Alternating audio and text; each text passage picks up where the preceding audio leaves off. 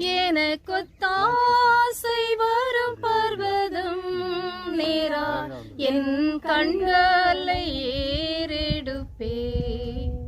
எனக்கொத்தாசை வரும் பர்வதம் நேரா என் கண்களை ஏறெடுப்பே. வானமும் பூமியும் படைத்த வல்ல தேவனிடமிருந்து